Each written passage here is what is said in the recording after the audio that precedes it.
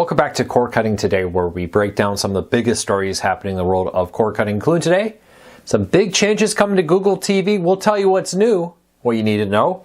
Amazon is leaning into AI as it kind of sees it as its future. We'll tell you what the CEO of Amazon is saying there, and MLB.tv, the popular streaming service that gives you access to out-of-market MLB games and some in-market, depending on where you live, could soon be owned by either Peacock or YouTube or another competitor as Major League Baseball looks at their options.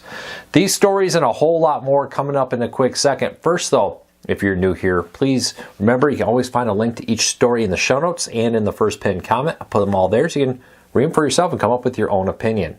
If you're new here, please consider hitting that subscribe button, hitting that thumbs up. Doing one or both lets YouTube know you enjoy what we do here, so YouTube recommends our videos to more people. It helps us grow and hopefully helps you break free from the high cost of TV and still watch the shows you enjoy.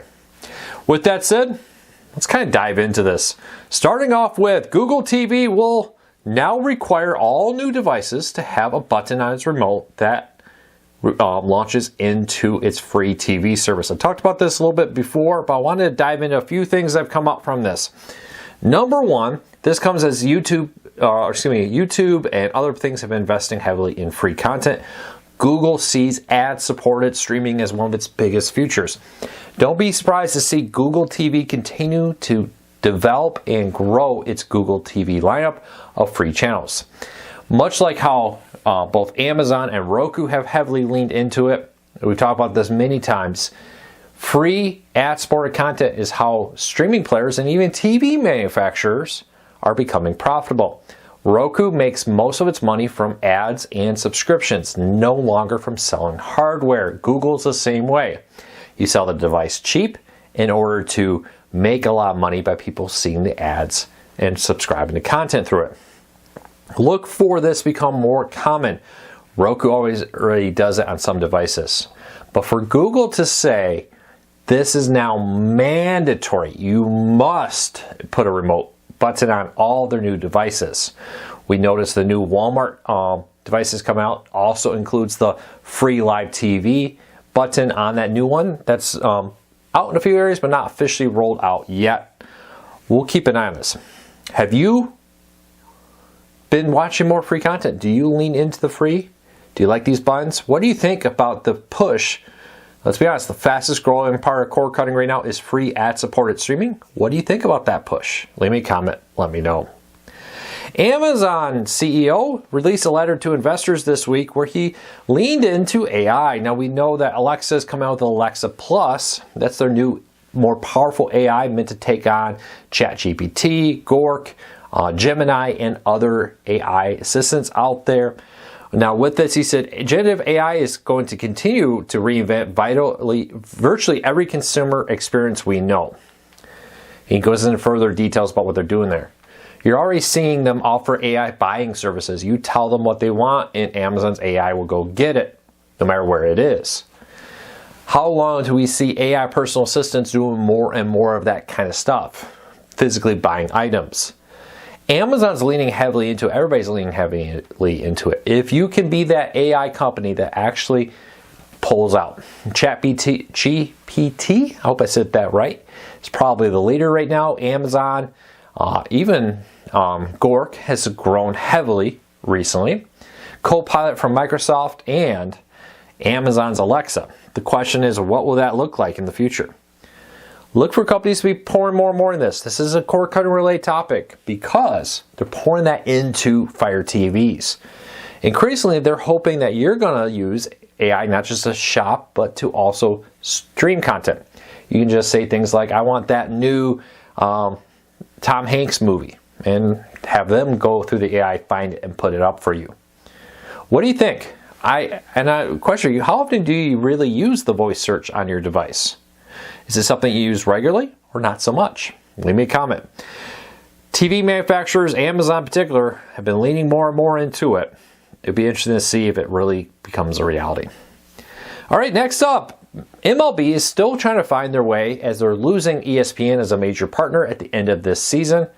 And the future of some teams and their RSNs are still very much in doubt. We'll see how that plays out.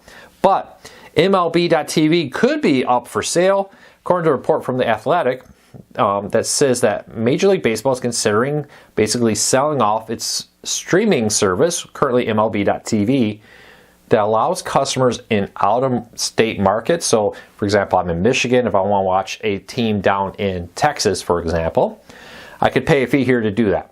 In a growing number of markets, too, you're able to subscribe through the app for in-market streaming, anywhere from $99 to $200 a season, depending on the team.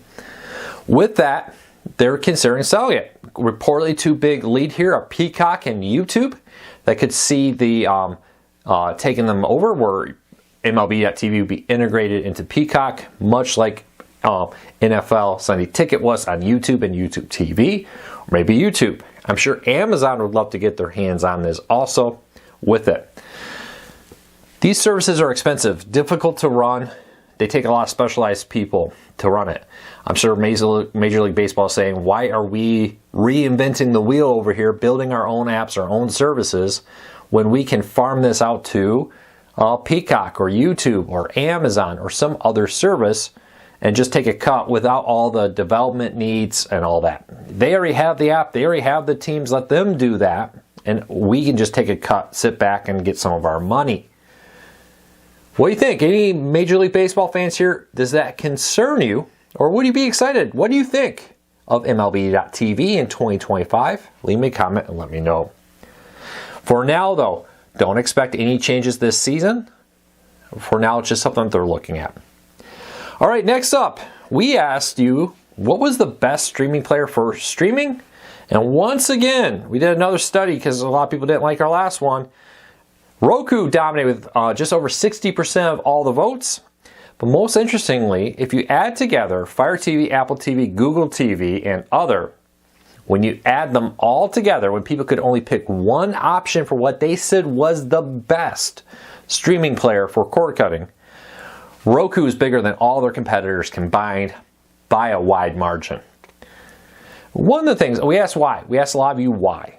3 things came up. Affordability was number 1. Number 2, very close to that, was ease of use. A lot of you enjoyed how easy Roku streaming players were to use. Their modes were easy to understand. The user interface was easy to understand. The last one kind of surprised me, and I want to hear from you. A lot of people mentioned that they enjoyed how long Roku supported older devices, and that they didn't feel like their older devices were being left out. They still worked and they had no problems with them. Roku has long supported many of their streaming players for over 10 years, so does it surprise you to hear that? Leave me a comment, let me know. But is that in line with what you've seen? Do you agree with the idea that Roku is easy to use, affordable, and has a long shelf life? Let me know.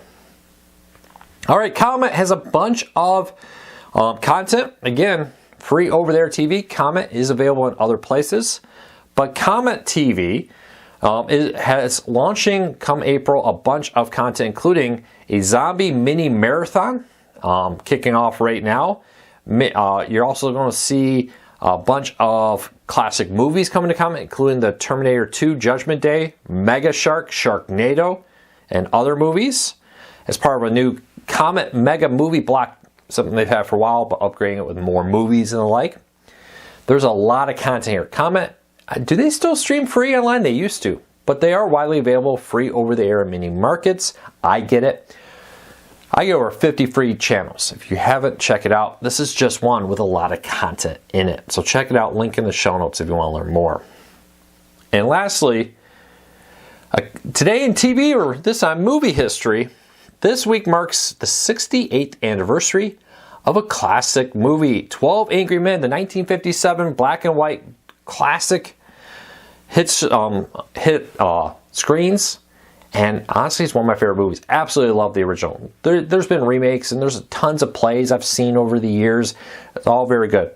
But the very classic one, supported by Fonda, underwrote the cost of it, which I didn't know, and also starred in it, became a blockbuster success on a budget of $340,000, brought in just over $1 million back then, and has continued to grow and become profitable ever since.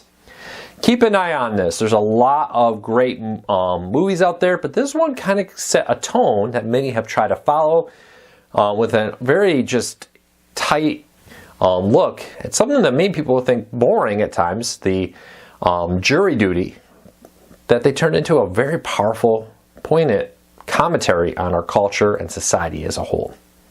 One of my favorite movies is 68 Years Old, available through MGM Plus and on Amazon right now. Link in the show notes down below. Well, that's it for today. I hope you have a fantastic day. We'll be back again this weekend with more videos. Until then, take care, be safe. I'll talk to you all again real soon.